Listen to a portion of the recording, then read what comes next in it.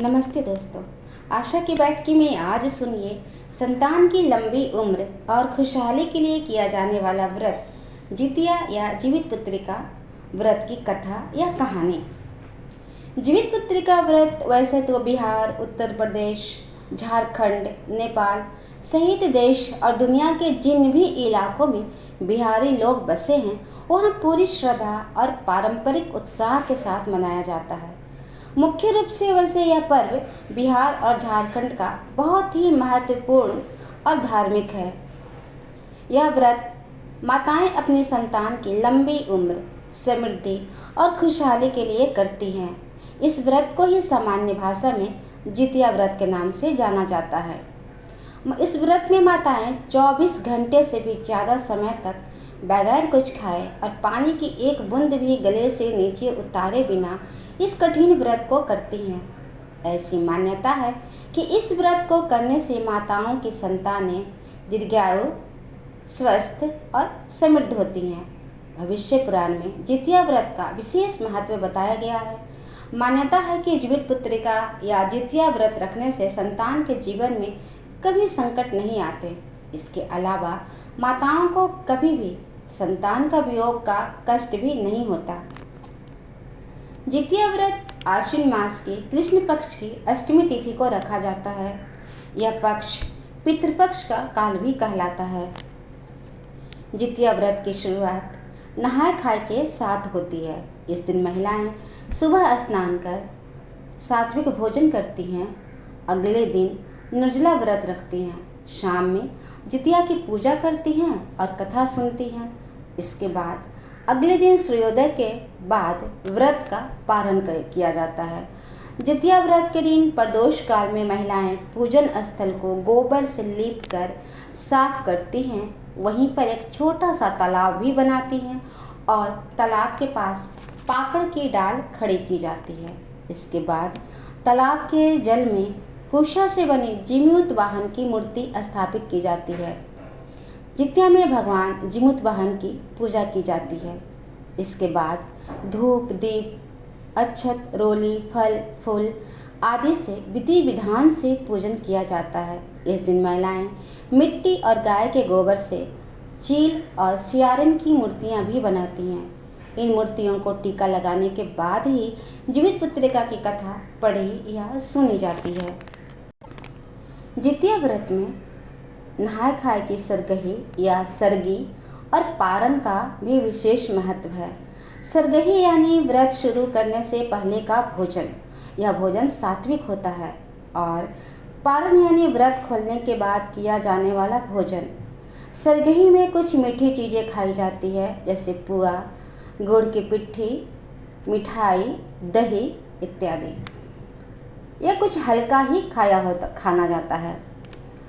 और व्रत खोलने में यानी व्रत के पारण में मड़ुआ की लिट्टी, गेहूं के आटे की दूध पिट्ठी, देसी मटर करी, झिंगी, तोरी की सब्जी, अरबी की सब्जी, ओल की सब्जी, नोनी साग, पोई साग के पकौड़े, काशी फल की सब्जी, खीरे का रायता जैसे व्यंजन पारण में खाए जाते हैं। ये सभी चीज़ें हल्की, सात्विक और शरीर में व्रत के मुताबिक एनर्जी बनाए रखती हैं। साथ ही ये सारी चीज़ें बाज़ार में आसानी से उपलब्ध हो जाती है और मौसम के अनुसार इन सब्जियों की बहुतायत होती है।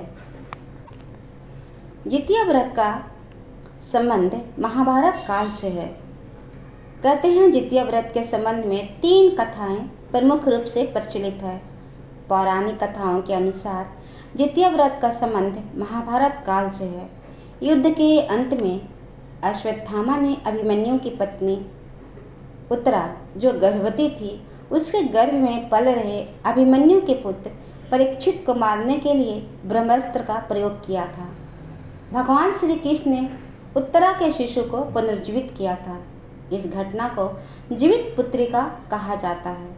उस दिन से ही संतान की लंबी उम्र के लिए माताएं जितिया या जीवित पुत्रिका का व्रत रखती हैं। इस व्रत में भगवान जीमूत वाहन की भी पूजा की जाती है। जीमूत वाहन भगवान ने अपने साहस और सूझबूझ से एक माँ के बेटे को जीवन दान दिलाया था। तब से राजा जिमुतवाहन भगवान के रूप में पूजे जाने लगे और माएँ अपनी संतान के लिए जीवित पुत्रिका नामक व्रत रखकर उनकी पूजा करने लगी। तीसरी कहानी है सियारिन और चील की। दोनों ने कुछ महिलाओं को जितिया व्रत पूजन करते देखकर खुद भी यह व्रत रखने का संकल्प लिया। इस उपवास के दौरान सियारिन ने भूख लगने पर चुपके से भोजन कर लिया, लेकिन चील ने पूरी विधि विधान से इस व्रत को पूरा किया। अगले जन्म में दोनों का जन्म एक राजा के घर में हुआ। इन दोनों राजकुमारी बहनों के रूप में पैदा हुई, लेकिन सियारिन के जो भी बच्चे होते वे मर जाते, जबकि चील के बच्चे स्वस्थ रहते। जलन के कारण सियारिन अपने बहन के बच्चों और उसके पति को मारने का प्रयास करने लगी, लेकिन वह सफल नहीं हो सकी। बाद में उसे अपनी भूल का एहसास हुआ और उसने अपनी बहन से क्षमा मांगी। बहन के बताने पर उसने फिर से विधि विधान से जितिया व्रत किया और उसके पुत्र भी जीवित रहे। जितिया व्रत में भगवान जिमुतवाहन की कथा सुनी जाती है। तो आइए हम सब सुने जितिया व्रत के जिमुतवाहन भगवान की कथा।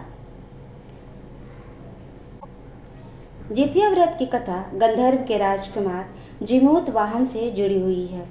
वृद्धा अवस्था में जिमुतवाहन जी के पिता अपना सारा राजपाट सौंपकर वानप्रस्थ आश्रम चले जाते हैं, लेकिन जिमुत की राजा बनने में कोई दिलचस्पी नहीं थी। ऐसे में वह अपने साम्राज्य को अपने भाइयों को देकर अपने पिता की सेवा करने के लिए जंगल चले जाते हैं।